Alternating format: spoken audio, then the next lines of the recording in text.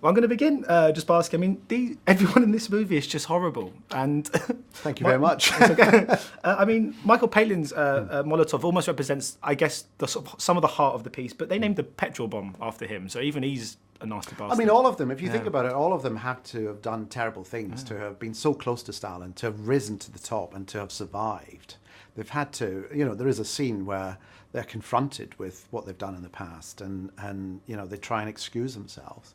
So, and I don't think you should hide from that. That's what I'm trying to explore. The kind of, when democracy falls apart and you have dictatorship, then, compromises to principles are made, aren't they? Yeah, because usually you would think in any sort of a movie that you always want to have that character that represents the viewer that we can kind of embody into this world. But in this instance, there isn't really one of those. No, I mean, there are innocents caught up. There's Olga plays the pianist Maria Udina at the start, who's just swept up. Her family had been affected by Stalin, and she's swept up by the plotting. And the children, poor Svetlana, who he just kind of has clearly been broken by what she's seen around her and what she's grown up with. And for me, they represent the sort of the humanity at the heart. And also, we see the bizarre goings on inside the inner sanctum of the Kremlin and the bizarre behavior. But we see the reality played out across the Soviet Union of how these decisions impact upon just real people across the country. And what's the reaction been like in Russia? Do you know? Has this played well? I don't know yet. I mean, Russian press enjoyed it and said thank you for not putting on cod Russian accents. Yeah. We hate it when people do that.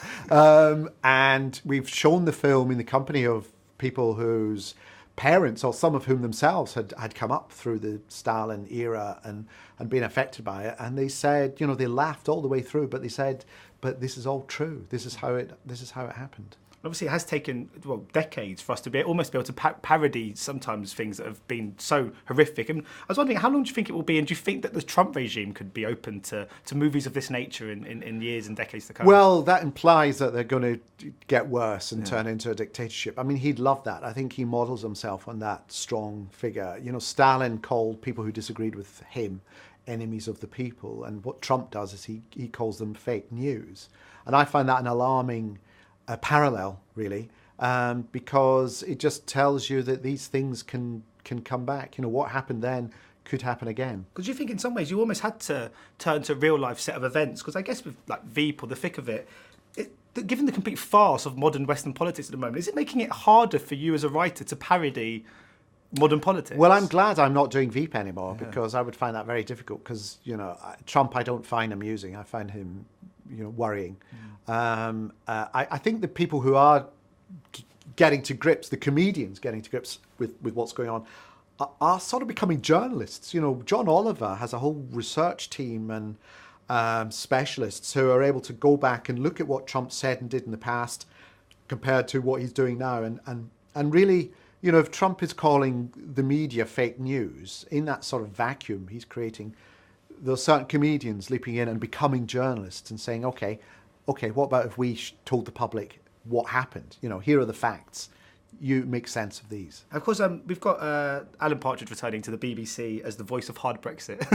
Yeah, I think that's his publicist who's calling that. Yeah. He's trying to play that down, really.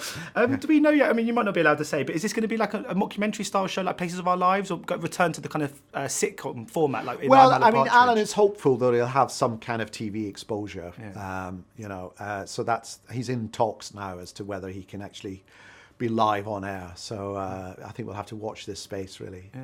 I mean, he's obviously a character that I think anyone who's ever been involved in is sort of difficult to shake off, especially us fans. But of all the characters in Death of Stalin, which do you think would make the best spin-off movie or TV series? Best spin-off? Yeah. Well, Khrushchev's in charge, I suppose. Or Molotov intrigues me, played by Michael Palin, because he's sort of hardline. He's trying to hold to the party line. The trouble is the party line keeps changing every half hour. Yeah. So he has to kind of change his rigidly held opinion every half an hour, which Michael does splendidly as Molotov. And his poor wife as well. Oh. Anyway, thank you so much. There's a sitcom for you. Yeah. The Molotovs. Yeah. Ladies and gentlemen, you're watching Hey You Guys! Hey You Guys, huh? Hey You Guys. Is that from the Goonies? It is indeed, yeah. Nice. Hey